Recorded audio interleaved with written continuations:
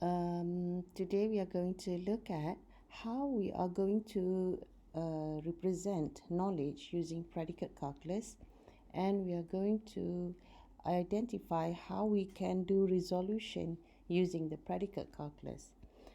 Previously, we already looked at several representation for knowledge, and the most recent one is propositional calculus. Propositional calculus requires you represent things in alphabets or any other words. So today we are going to look at how we are going to represent the knowledge in the form of predicates. Okay, you can refer to your module. Today we are going to look at predicate calculus on how we represent things in the knowledge domain. Previously, we looked at propositional logic. Propositional is the simplest form of logic. However, the representation is very limited, and we cannot really express things in propositional logic. Therefore, we come out with predicate logic. In predicate logic, everything is represented. Every single thing in the sentence is represented. For example, you can see here, we have the statement, every dog has a master. Look at this statement, this example. For every dog has a master. In predicate logic, previously, we only represent the whole statement as one thing. But now, as we are using predicate logic, we are going to represent every single word in the sentence so that it's more meaningful and more expressive. Okay, so we are going to look at how we represented before using propositional calculus. This is how we do it. Every dog has a master, we represent as a P. Sadie is a dog, we present it as Q. Therefore, Sadie has a master, so this is R. So it is more like P implies Q equals to R. So in first order predicate calculus, the representation is more expressive on the logic, so we have to represent everything. However, before we go on, there are several terminologies that we have to understand in order to construct the predicate calculus. The first thing we need to know is the predicate itself. The predicate is the word used to describe the symbols, and usually it describes the relations between objects in the arguments. So you will write predicates in the form of functions. So usually we represent it using first character lowercase. The second terminology that you have to understand is argument. Argument, also known as parameters in functions. So arguments usually is the symbol representing the object enclosed within the parenthesis. Usually an argument can be a constant or a variable. To represent a constant, we represent it as a first character lowercase, and a variable will be represented with uppercase for the first character. Okay, and then the third terminology to know is arity. Okay, arity is the number of arguments enclosed within the parenthesis. If it has one argument, it is called a unary predicate.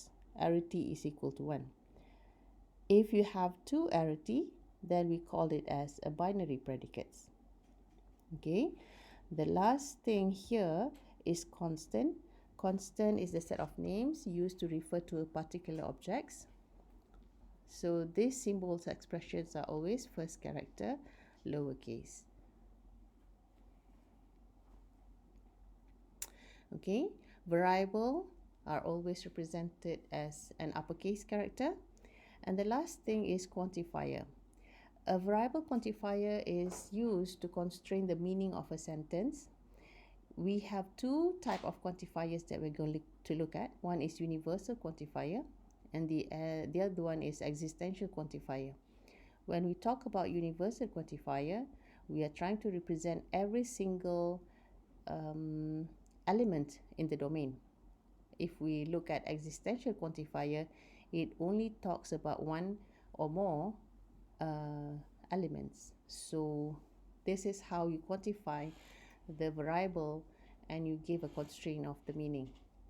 Okay, I would like to explain by having some examples here. All right, the syntax for predicate calculus are usually described like this. Okay, Linda is a girl, so we use the word girl here as the predicate, and Linda is the object, so Linda is a girl. Linda becomes the argument, and in this case the argument is a constant because it is a person named Linda. Okay, this example is an arity equals to 1 because we only have one argument in the parenthesis. The next example is 2 arity, so it is a binary predicate. On is Linda's father, so the predicate is father. We have there are 2 arguments here, on and Linda.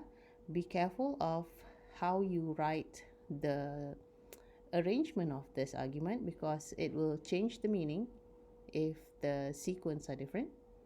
Okay, so in this case we have 2 arguments and both of these arguments are constant. Okay, now we go on to the next example. Some students likes Linda. When we talk about some students, we are trying to quantify the number of students. If we have 100 students, when we say some, it means that not all of these 100 students. So when we talk about some of them, we use existential quantifiers. So it is represented by this symbol, okay? And the student is represented with a variable x. So student x. So the variable x have an existential quantifier here. So some x is a student, likes Linda. So we have an implies here because it is the person is a student, so he likes Linda. So the word likes Linda here occurs because of this. So we are trying to explain that x likes Linda and x is a student. So we have the arguments, the predicates. We have 2 predicates here. Student is a predicate, likes is a predicate, and then we have 2 arguments here. One argument is a constant while the other one is a variable. Sorry, this is misplaced. X is the variable, Linda is actually the constant. Okay, so this is how we represent this sentence. The original sentence only have 4 words. When we convert it into predicate calculus, we have lots of symbols and we have to represent each of the words in the sentence. Okay, let's look to the other example. All students like Linda. When we talk about all students, we use universal quantifier. So we use this symbol, universal quantifier. Okay, all students, all x is a student, therefore x likes Linda. Same thing here. Okay, so if we look at this sentence and this sentence, we can see the meaning is different because of the quantifier. Okay, now I would like you to consider the sentence, all children like Linda. Maybe you can take a while and think about how to represent this sentence in predicate calculus. So we will see your answer later. Bye-bye.